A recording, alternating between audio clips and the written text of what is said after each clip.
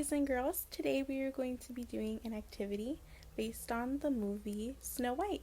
I'm going to teach you my version of the poison apple. It's going to be super yummy and delicious.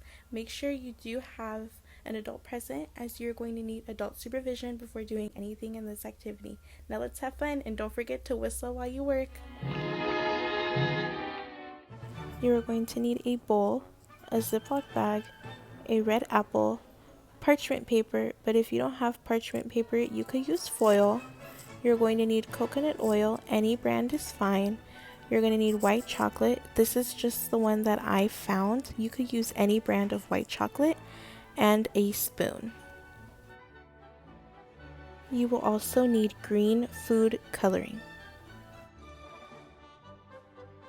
So first I grab a tray and I just put my parchment paper on top of it. You could use anything for the bottom, or you don't even need to use a tray, just as long as you have the parchment paper, foil, anything that you could place your apple on top of. Then you're going to grab your apple and you're going to rinse it off. You're going to clean it nice and good, and afterwards you're going to pat it down till it's all dry.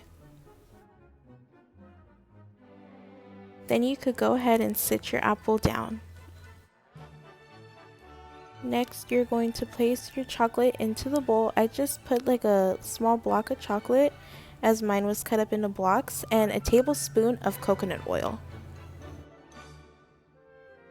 Then you place your bowl into the microwave with adult supervision, and you just set it to 1 minute and just monitor it and make sure it starts melting.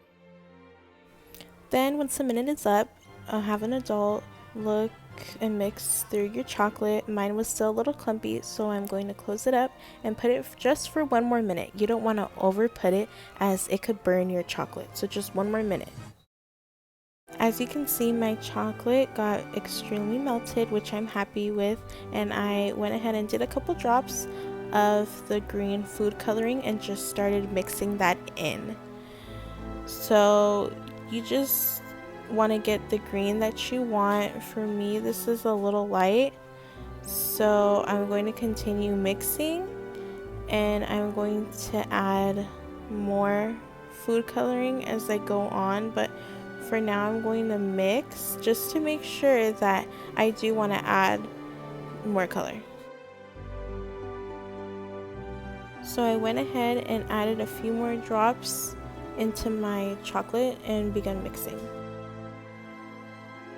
For me, after mixing in for the color that I wanted, it did get a little clumpy, so I added just a 1/4 tablespoon of coconut oil just to get it silky again. You do not want to microwave the chocolate anymore, as it could get burned. So if it does get a little clumpy, you could add just a tiny bit of coconut oil. Now you're going to place the chocolate into the Ziploc, and you're going to cut a corner of it. Now my favorite part, you're going to grab your apple and you're going to start doing circles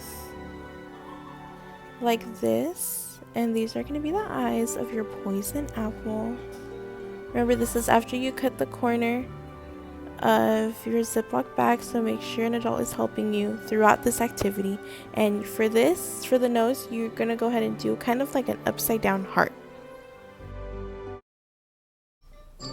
Now, with an adult's help, you are going to grab your bowl and just start doing as I'm doing, pouring down the chocolate on top of your apple, spreading it with your spoon, or if you have anything easier for you that you could spread the chocolate. It gets a little sticky, and you do have to spread it a little bit, and just kind of put it all around. For the poison apple, you can be as messy as you want.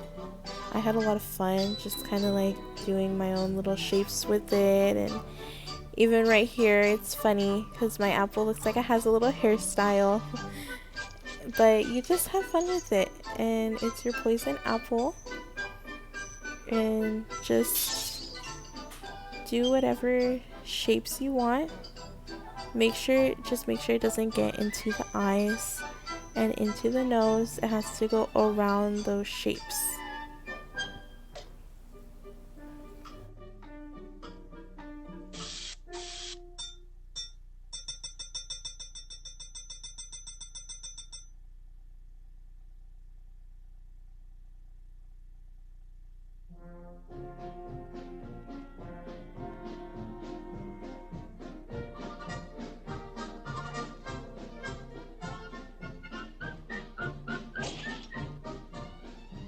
The chocolate dries relatively fast, so I am done now. I had so much fun doing this craft with you guys. It really does look like your own poison apple. So I hope you guys had fun with me and enjoy your treat.